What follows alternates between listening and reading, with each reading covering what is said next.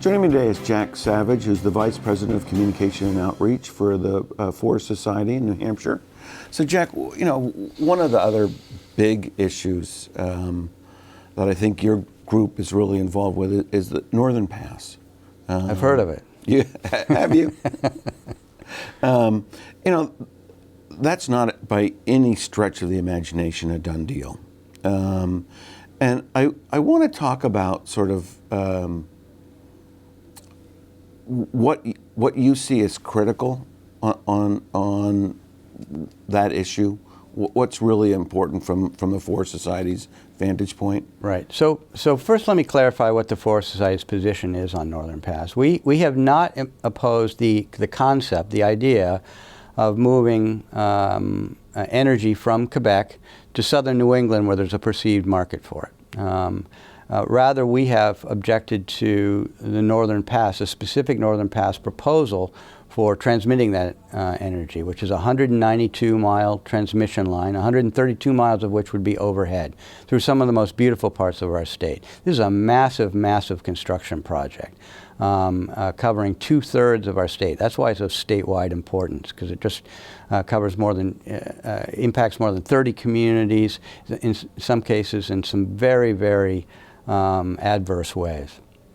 Among those adverse impacts are the obvious scenic impacts. It's very hard to construct more than 1,100 towers up to 155 feet high with fairly large concrete pads that are impacting wetlands, building roads in order to service and construct those things without having some significant visual impacts across our landscape. And some of those visual impacts are on some fairly historic landscapes where we have culturally valued what's there, and by interjecting this modern infrastructure, which by most all measures is not attractive. It's very difficult to make them in any way attractive.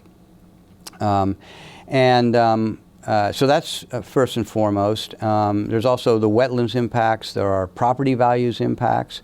All of this leads us to conclude that what's really going on here is that Hydro-Quebec and Eversource, through the Northern Pass project, are asking New Hampshire communities and landowners to subsidize their project as an overhead project. And we see it eminently possible to bury it under appropriate transportation corridors. And that's what's happening over in Vermont.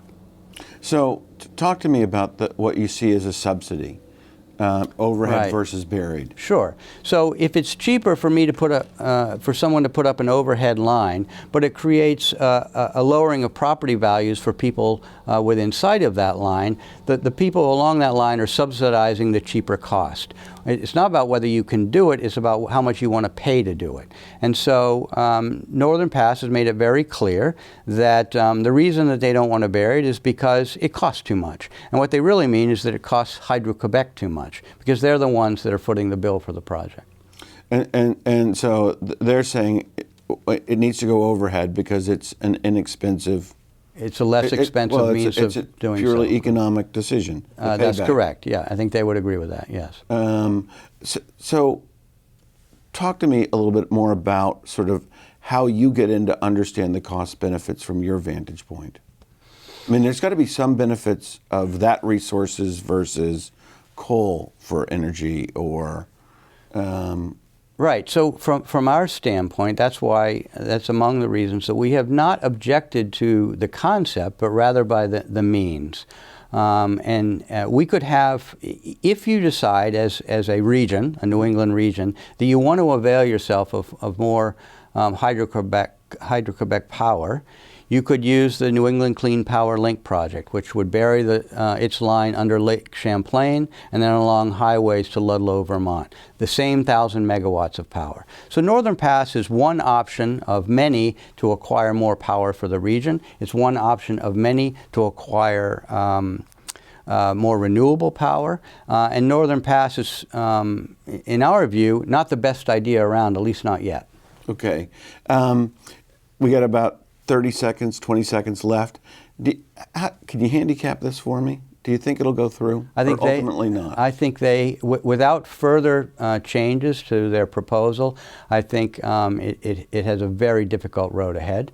But I think it is technically feasible to bury the entire line if that's what they choose to do. And really, it's about convincing Hydro-Quebec that that's what they're going to have to do in order to get permitted. Well, thanks. We're out of time with this. Thanks so much for coming. My pleasure. Thanks for having me.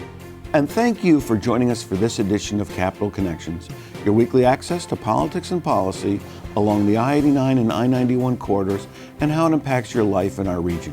If you've got a comment or an idea for a future show, please send me an email. And stay tuned at the same time next week for another edition of Capital Connections.